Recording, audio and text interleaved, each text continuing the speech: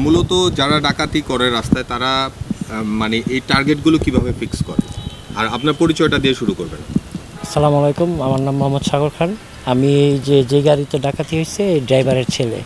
তো আমরা ঢাকা থেকে খবর পেলাম যে সকালবেলা আব্বুকে ফোন দিছি, আপনি কোথায় আছেন? তো থানা থেকে একজন ফোন রিসিভ করলো, বললো যে আপনাদের গাড়ি এখানে ডাকাতি হয়েছে, উনি থানায় আছে, ওনার মোবাইল আমাদের হেফাজতে আছে, আপনারা আসেন। তো আমরা সেই সূত্র পেয়ে খবর পাই আর কি এখানে আসি। তো আমিও আমার বাবার সাথে গাড়ি ড্রাইভ করি। তো এই পর্যন্ত আমিও দুই তিনবার এরকম ফেস করছি ডাকাতের। তো ওরা মূলত টার্গেট করে আপনার টোল প্লাজায় কিছু হকার থাকে, তারা আপনার গাড়ির সামনে এসে অনেক সময় বলে চিপস লাগবে কিনা, পানি লাগবে কিনা, বা শশা আমরা এগুলো লাগবে কিনা। ওরা আর কি মূলত এগুলো বিক্রি করতে আসে না, ওরা গাড়ির দিকে টার্গেট করে, দেখে যে প্রবাসীর গাড়ি কি আছে বা লোক সেকশন।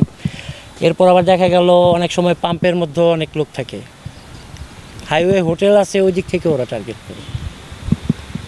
বিমানবন্দরে কি এরকম কোনো সিন্ডিকেট আছে?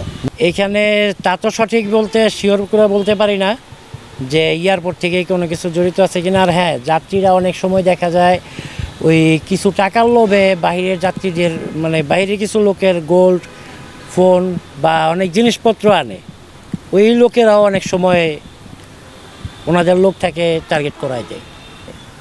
ঢাকা চিটাং হাইওয়েতে কি ধরনের গাড়ি ইউজ করে ওরা? এই রোডে আপনার এই পর্যন্ত আমাদের স্থানে যে কটা গাড়ি ডাকাতি হয়েছে শুনছি সব কটাতে pick up, cover van. Cover ভ্যানে কিভাবে ইউজ করে? হ্যাঁ, কিভাবে ইউজ করে ওরা? না সেটা তো এখন পর্যন্ত আমি এই রোডে আর কি একবার আর কি আমাকে তারা করছিল, কিন্তু ধরতে পারে নাই। আচ্ছা, মানে খুব রাত ওই দিন ইউজ করে তারা ডাকাতি করে। জি জি জি জি, যেমন হয় যে আজকে যেটা সেইখানে এসে যেটা শুনলাম বা ঘটনাস্থলে গিয়ে দেখলাম শুনলাম এই পিক আপ দিয়েই করছে। আর ওনারা মূলত থানায় তো দেখলাম যে ওনারা সিসিটিভি ফুটেজ যেখানে হয়েছে ওই জায়গাতেই সিসি ক্যামেরা আছে হাইওয়ে থানার। তো ওনারা সম্পূর্ণ ফুটেজটাও দেখছি নিছে। তো ফুটেজে ওনারা বিচার বিশ্লেষণ করলে কে দোষী কে নির্দোষী ওনারা এই করে পারবে বের করতে।